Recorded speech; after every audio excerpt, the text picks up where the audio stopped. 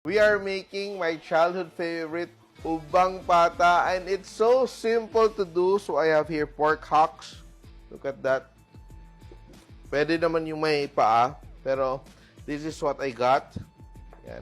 What will we do? We will add, eto, for a nice flavor, pineapple juice. This is around 2 cups. Soy sauce. Not too much. We don't want it to be too dark. Suka, vinegar. Even if you have pineapple juice, you have to add vinegar because the pineapple juice becomes sweet as it cooks. Nawawala yung acidity. So, we're adding just a bit of our suka. Sugar, I'm using around 3/4 cup. Not too much because our pineapple juice is already sweet. We will also add our laurel leaves and whole black peppers, but I'm also adding black pepper, ground black pepper. Yan. I'm also adding red onions, garlic. You can chop your garlic, but I will just crush my garlic, a head of garlic. And I like making humba in big batches because mas masarap siya days after. Pag konti lang ginawa mo, kinukulang, no? And walang natitira. So, eto siya. I will add also my black beans, tausi, no? So you taste your tausi or black beans on how salty it is. It's quite salty, so we washed it, we soaked it in water. Ito medyo matigas to na tausi. But I'm also adding, ito siya, banana blossoms or azucena. If you don't have it, don't sweat, don't add it. Add it there. Very simple. Yan. And now we will add water. Just enough water to cover the pork. A little bit more. Not too much because the pork will shrink. And we don't want our humba sauce to be watery. Gusto natin medyo malagkit, di ba? So now, it's done. Just stir it up a little bit. We will adjust the saltiness later as we finish the cooking of this humba.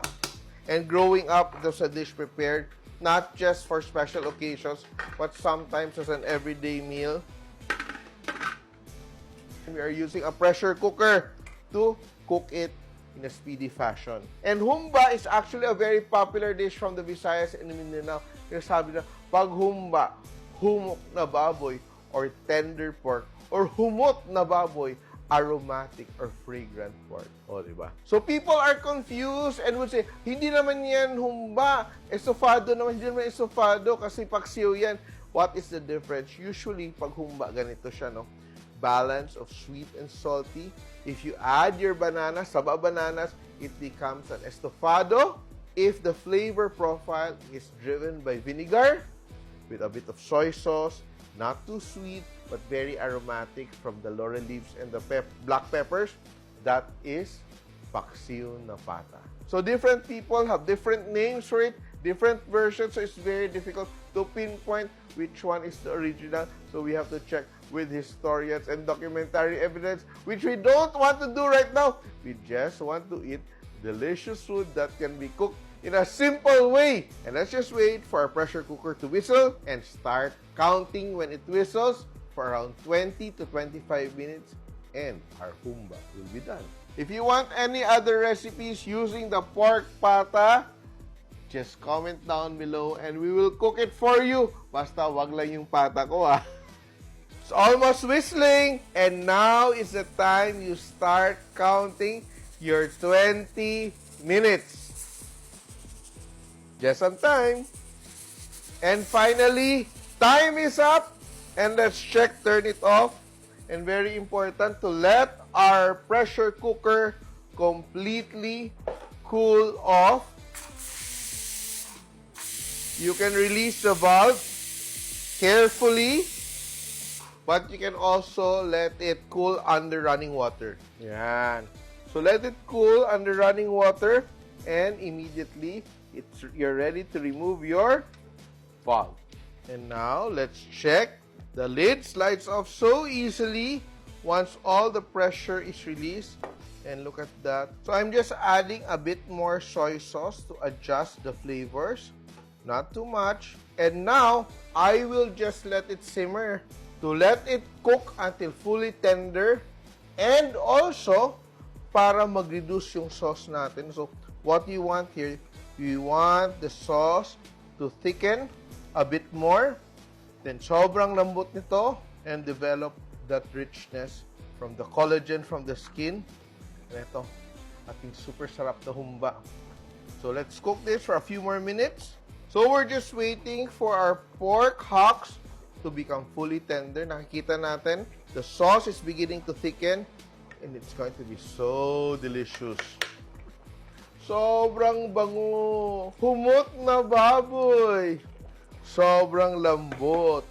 Humok na baboy and we're ready to serve. So you have the option of actually thickening the sauce with a bit of slurry. Kung trip mo, or you can just leave it like that. Old-fashioned style. And this version is not too sweet, no? Just want to taste the flavors of the pork, the soy sauce, and all that. So if you want to thicken it, it's up to you. So this version is very simple, very straightforward. Eto, walang star anise kasi iba sa, ayaw ko kasi ng amoy ng star anise. Wag mo lagyan. Pwede din. Look at that. So delicious. You can make the sauce thicker if you want. But this one is not so syrupy because konti lang sugar nilagay natin. We don't make it sweet on purpose because some people don't like it to be sweet. And it is perfect. It is beautiful. It is delicious. It is humot. Fragrant, and of course, it is humok. Very, very, very, very tender. And before you cook this recipe, if you haven't done yet, please subscribe to my YouTube channel, Chef Tatong, where we do a lot of simple recipes, which all of you love. Chef Tatong on YouTube. And of course, napadali yung buhay natin dahil sa Masflex pressure cooker. Tanggal ang pressure sa cook. And dito na sa cooker. And let's taste. It will melt in your mouth. And eto na siya.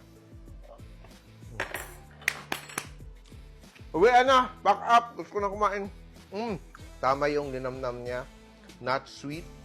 And the acidity of the vinegar has mellowed down a lot. So it's perfectly balanced, silky. The sauce and the fat melts in your mouth. Try this recipe at home.